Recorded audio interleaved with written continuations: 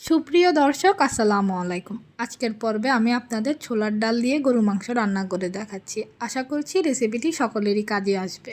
এটি খেতে ভীষণ মজার হয়। আপনারা চাইলে গরু মাংস কিংবা মুরগির মাংস দিয়েও রান্না করতে পারেন। চলেন রেসিপিটি দেখে নেওয়া যাক। এই জন্য চুলায় প্রথমে একটি পাতিল বসিয়ে নিলাম। এতে 1 কাপ পরিমাণ তেল দিয়ে দিলাম।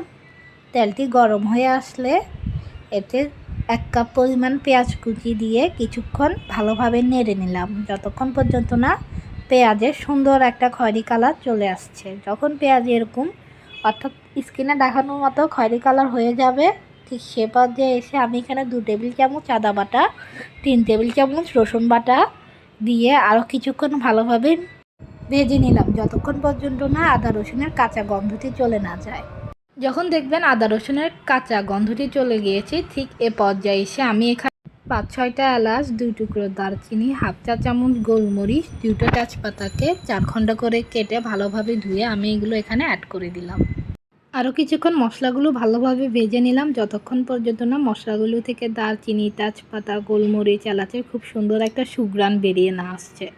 যখন এই সুঘ্রাণটি আশেপাশে ছড়িয়ে পড়বে, ঠিক সে পর্যায়ে আমি 1.5 চা চামচ হলুদের গুঁড়ো, 1 চা চামচ ভর্তি করে লাল মরিচের গুঁড়ো এবং 2 চা চামচ রাঁধুনি গরু মাংসের মশলা দিয়ে ভালোভাবে কিছুক্ষণ ভেজে নিলাম, যতক্ষণ পর্যন্ত না এই সম্পূর্ণ মিশ্রণ থেকে কিছুটা তেল ছেড়ে আসছে।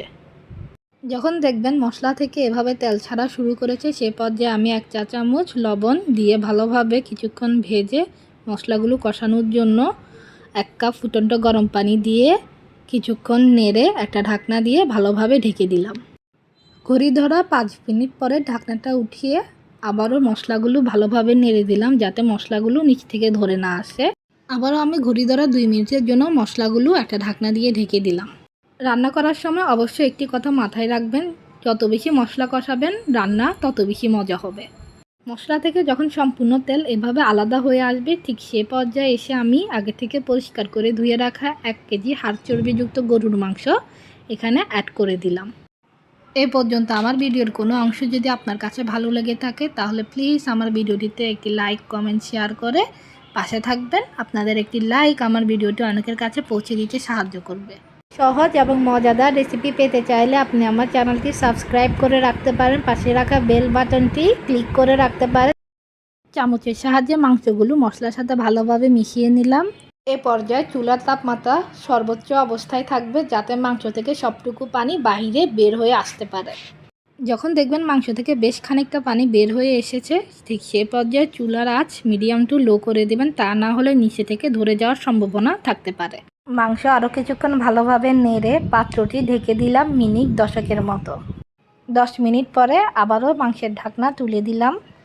এরপর একটি স্প্যাচুলার সাহায্যে ভালোভাবে মাংসগুলো নেড়ে দিলাম, যাতে নিচ থেকে ধরে না আসে। এ পর্যায়ে দেখতেই পাচ্ছেন মাংসের ঝোল বেশ খানিকটা কমে গেছে এবং মাংস থেকে তেল আলাদা হয়ে গিয়েছে। এ পর্যায়ে আমি 1 কাপ ফুটন্ত গরম পানি মাংসে অ্যাড করে দিলাম, যাতে মাংসগুলো আরও ভালোভাবে কষানো হয়। আবারও 20 মিনিটের জন্য ঢাকনা দিয়ে ঢেকে দিলাম। ঢাকনা তুলে যখন দেখলাম মাংসগুলো 80% মতো সিদ্ধ হয়ে গিয়েছে, ঠিক এ পর্যায়ে এসে আমি চামচের সাহায্যে 1 টুকরো মাংস উঠিয়ে নিলাম এবং দেখে নিলাম মাংসটি কতটুকু সিদ্ধ হয়েছে। যখন দেখবেন মাংসটি হাতের সাহায্যে ছেঁড়া যাচ্ছে, ঠিক এ পর্যায়ে এসে 3 ঘন্টার জন্য ভিজিয়ে রাখা 1 কাপ ছোলার ডাল মাংসে দিয়ে দিলাম। ডালগুলো খুব ভালোভাবে মাংসের সাথে মিশিয়ে নিলাম এবং একটা ঢাকনার সাহায্যে ঢেকে দিলাম, যতক্ষণ পর্যন্ত না ডালগুলো খুব ভালোভাবে সিদ্ধ হয়ে আসছে। ঘড়ি ধরা বরাবর 20 মিনিট পরে মাংসের ঢাকনাটি উঠিয়ে দিলাম এবং এ পর্যায়ে দেখতেই পাচ্ছেন আপনারা মাংস থেকে সম্পূর্ণ তেলটা আলাদা হয়ে গিয়েছে। কিছুক্ষণ চামচের সাহায্যে নেড়ে এতে 3 কাপ ফুটন্ত গরম পানি ঝোলের জন্য দিয়ে দিলাম। ঢাকনা দিয়ে আবারও 30 মিনিটের জন্য ঢেকে দিলাম, যতক্ষণ পর্যন্ত না মাংস সম্পূর্ণভাবে সিদ্ধ হয়ে আসছে। এখন পাশের চুলায় একটি ফ্রাই প্যান দিয়ে দিলাম, এতে 3 টেবিল চামচ পরিমাণ তেল দিয়ে কিছুটা পেঁয়াজ কুচি দিয়ে ভালোভাবে ভেজে নিলাম, যতক্ষণ পর্যন্ত না পেঁয়াজটি হালকা গোল্ডেন কালার চলে আসছে। দেখবেন পেঁয়াজগুলো হালকা বাদামি রঙের বর্ণ ধারণ করেছে, ঠিক সে পর্যায়ে মাংসের উপরে ফোড়নটি দিয়ে দিলাম। ফোড়নগুলো একটি চামচের সাহায্যে ভালোভাবে মাংসের সাথে মিশিয়ে নিলাম, যতক্ষণ পর্যন্ত না মাংসের সাথে ভালোভাবে মিশে যাচ্ছে। ঠিক এ পর্যায়ে এসে আমি একটি ঢাকনা দিয়ে ঢেকে দিলাম যতক্ষণ পর্যন্ত না আমার পছন্দ মতো ঝোল চলে আসছে। 5 মিনিট পরে দেখবেন ঝোল বেশ ঘন হয়ে এসেছে। ঠিক এ পর্যায়ে আমি আমার পছন্দের পাত্রে মাংসটি সার্ভ করে নিলাম। আজ এখানেই বিদায় নিচ্ছি। আল্লাহ হাফেজ।